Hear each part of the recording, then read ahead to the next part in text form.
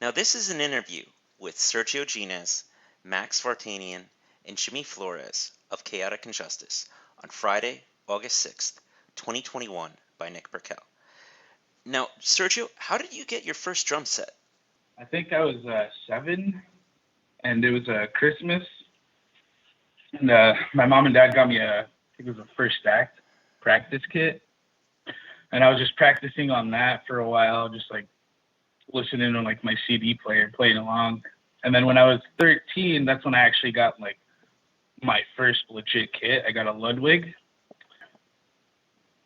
Did you take any private music lessons over the years with tutors, private schools, or conservatories? No, just self-taught. What band would you say you really cut your teeth in as a musician? Like, say, Mangled Corpse or one of the other bands? Yeah, I guess I would have to say like Disavow. Okay, cool. Now, Max, tell me So, about you getting your first guitar. uh, I I didn't get my first guitar until I was about 9 or 10 for my birthday when I got like this like Washburn kind of like RG clone. But my dad always had like an acoustic guitar laying around or kind of like something like that where he would play like a couple chords. He wasn't extraordinaire, but it was always kind of around. Now, did you take any private music lessons over the years with anyone? Yeah, I'd say like the main kind of source of like, I mean, mostly for like the first, I'd say like 3 or 4 years I was playing guitar. I was mostly self-taught. I did have an interest in kind of like music theory and kind of like stuff like that. So I was researching that on my own time, but I didn't really kind of like bring that all together until I started going to Portland Guitar Academy with studying under Samantha Holmes, who I now work for. What band of yours would you say you really cut your teeth in? I'd straight up have to say it's Chaotic Injustice. This is like, I'd say like the first real chance I've gotten to really park in all my skills and like, put everything together as a musician and what I've learned doing and want to do. It's cool that I'm finally getting to bring that whole experience together. Now, Jimmy, tell me about you getting your first bass. I think I was like 10 or something, and I watched that one movie, Scott Pilgrim, and I seen that fucking Rickenbacker bass, and I wanted a bass. And then I got a bass that year for Christmas, and that was kind of it right there. Started playing whatever. Tell me about some private music lessons you've taken over the years. No lessons, self-taught, same here. Just kind of did my own thing, used the internet, kind of just did it, just practice, figure it out. What band of yours would you say you really cut your teeth in? Probably Chaotic Injustice as well. Even for songs that we haven't written yet, they're already going to be too hard for me to play. So I already feel like I have to step up just for stuff that we haven't even written yet. So, Sergio, as well as the rest of you guys, what trends are going on in extreme metal that excite you the most these days? I'd say the return of fast riffs. Like, Pretty much. people are kind of using that modern technicality to bring back into metal rather than, I'd say like right now, especially with kind of like a lot of popular like death metal is just kind of too slow for us. Yeah, I mean, pretty much that cuts it. Fast riffs and Yeah, excited to see some people like be really into their instruments, even if it isn't. Sporadics in California, they're fucking Yeah. a great band. They've all got like fast riffs and fucking shit like that. Incredulous is another really good one from California. Volraven, The shout boys. out. But yeah, we're just excited to see kind of like technicality return back into the music scene. Now, How long have you all guys known each other, and when did you form? Or how did you form, I should say? That kind of started with like when early like in December 2019, I was asked to fill in for guitars for the disembowel kind of like jam kind of stuff. And so me, Jimmy, and Sergio were doing that for a while, but we didn't really. I mean, it's great material, but you know, we felt like we wanted to do something more our own, I guess. Well, everything we tried to write just ended up sounding too thrashy. The names we came up with for stuff, it just all sounded too thrashy. It didn't really fit. How have things changed with shows starting to come back from the pandemic and dealing with it as a new band? I mean, obviously there is kind of, I guess, that kind of risk factor of shows of, you know, people not being vaccinated or, you know, whatever. But like, I guess we've kind of, I guess, just had our own practices to keep ourselves safe or, you know, whatever. People, I feel like the scene needs to kind of practice what they preach, because now, you know, as much as like people feel like shows are getting back again, you know, people are still getting just as sick. Like, well, it's a little crazy. Yeah, it seems like things are getting back to normal. So, like, we had a show lined up for Friday the 13th, and it got canceled because it just seems like COVID's coming back, and people aren't really taking care of or being aware of it. So, Unvaccinated or vaccinated, Yeah. y'all still need to be careful. You dirty bastards. Sergio, tell me about your band. Are you like the main songwriter, and are you using any material from any previous bands of yours? no, we're not using any material from any previous bands or anything like that. And when it comes to writing, I feel like it's collaboration between us three. Just like come up with ideas, and like we'll send them to each other and see if we like them, you know. And when we do rehearse, we'll like run them through and see if they work out or not. But Kind of just build off of each other, you know. Totally. Yeah, share words, give each other lines, and you know, it'll all add up together. Puzzle piece it around. Yeah. It really is. Practice. It is really just like a group effort, just to kind of like. It really is kind of like a 33 distribution of like songwriting and ideas. What's the philosophy of the music you create in Chaotic Injustice? I'd say like, you know, combine the technicality of, you know, like technical thrash metal with like, well, yeah, but like combine that with kind of, you know, at least lyrically kind of bringing to light a lot of like evil that is still kind of in this world that people don't realize happens every day. I mean, like, just because, you know, it's not happening in your home country doesn't mean it's not happening in the world. And so bringing those kinds of like events to light is something we're trying to do, I guess. Yeah, and like more like issues that are, I guess, recent and modern, instead of things that people have done in the past. You know, like cookie cutter bullshit about killers and this and that. You know, doing, you know, the other real life horrors like that. Personally, for me, my all-time favorite instrumentals are Welcome to Your Funeral and the Ultraviolence from Rigor Mortis and Death Angel. For you, how important is it to use an instrumental in a song, and what are some of your favorites? Sergio? I think it's like pretty much like a self preference, but I'm like, you know, whether you want to like include an instrumental in your album or demo, but yeah, I am a fan of them, and I do have a few I guess good instrumental songs that I like. Like yeah, I'm a big fan of this like jazz fusion band called Ohm. Yeah, pretty just like all instrumental. Awesome. Max, you want to go?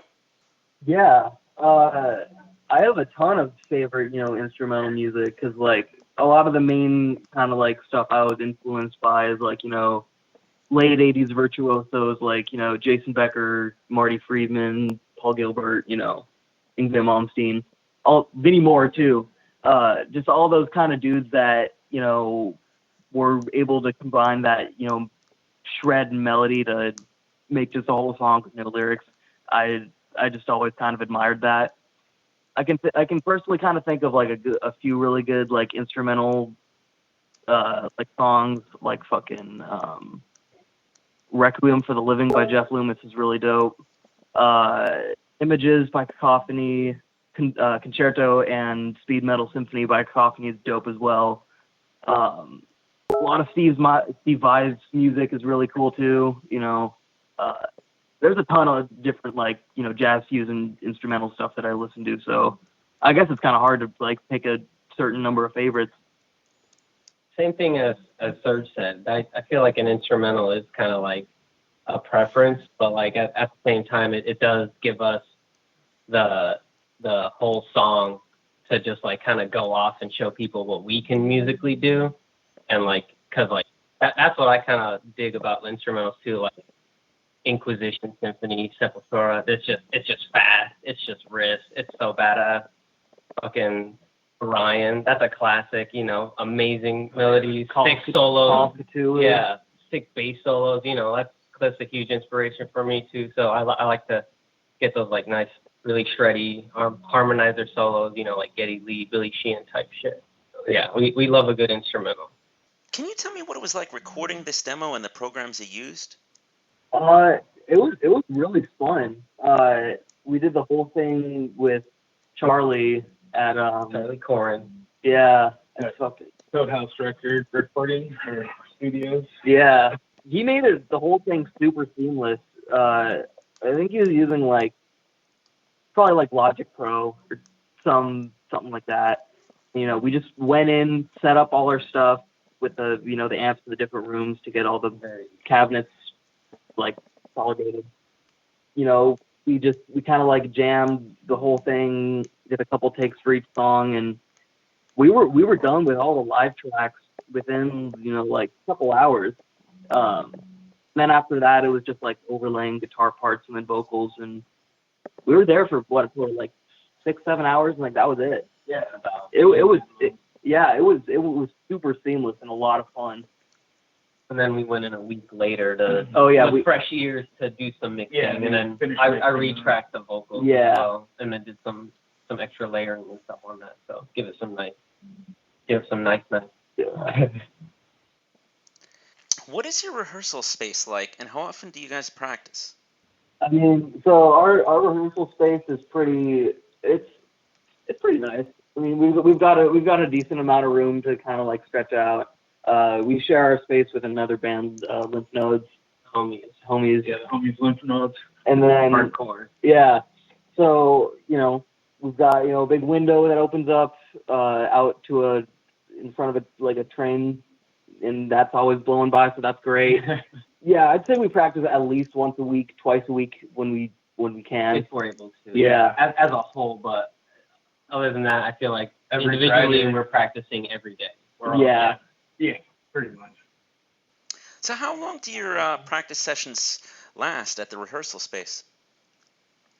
We usually get here around 11-ish, 10, and we're here in about till maybe 4:30, 5. Yeah. Just depending, with breaks included, but sometimes 9, dude. Yeah.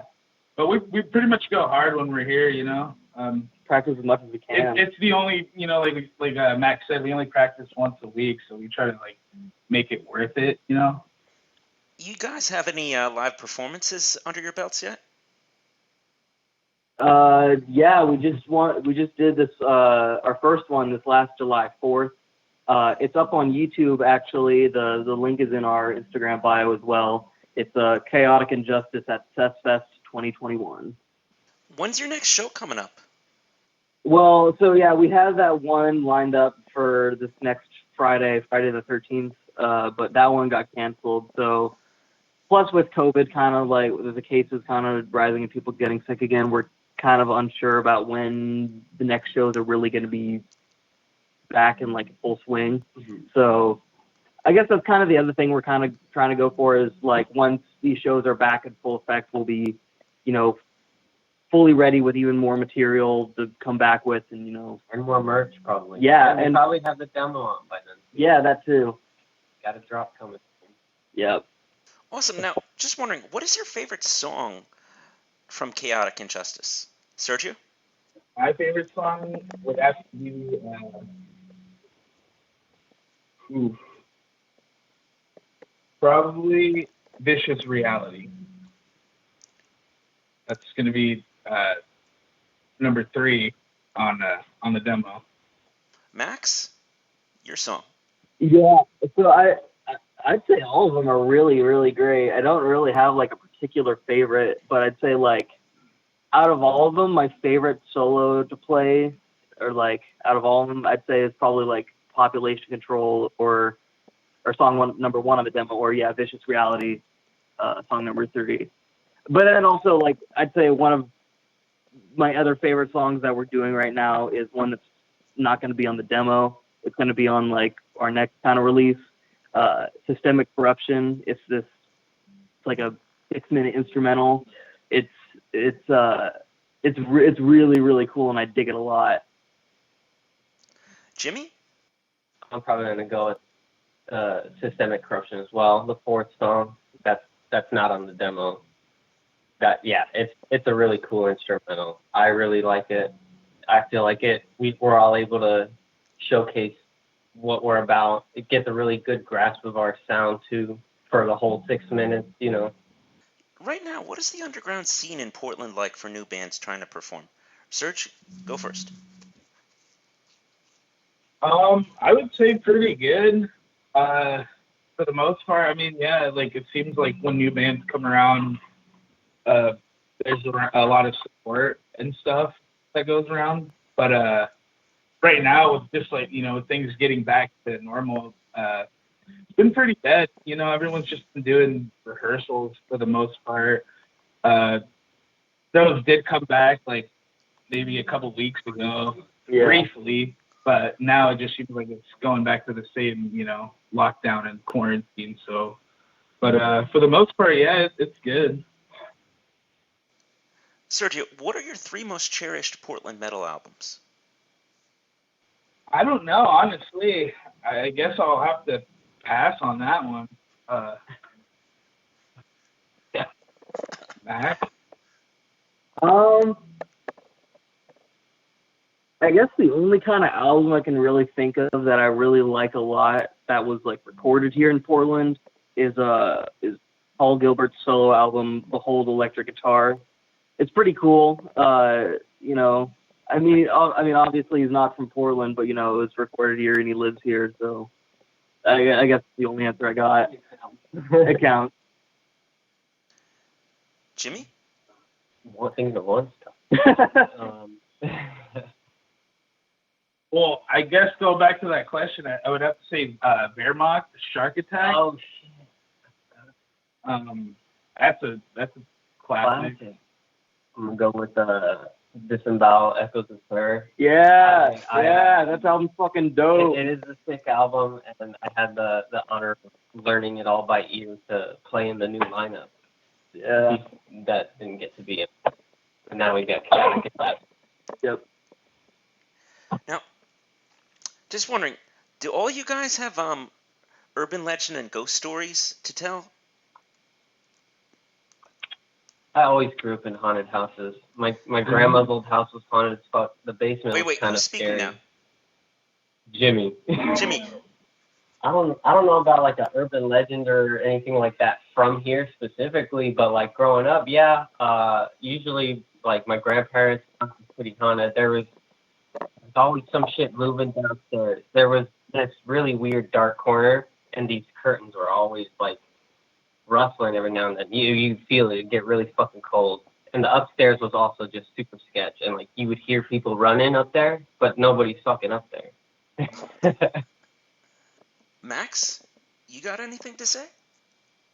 There's one old theater by my house that's supposedly haunted. I mean, I never felt anything in there, but it's, I guess, like an urban legend. The Valley Theater in Beaverton, Oregon. People say someone died in like one of the frickin' like showing rooms or whatever. I don't even know.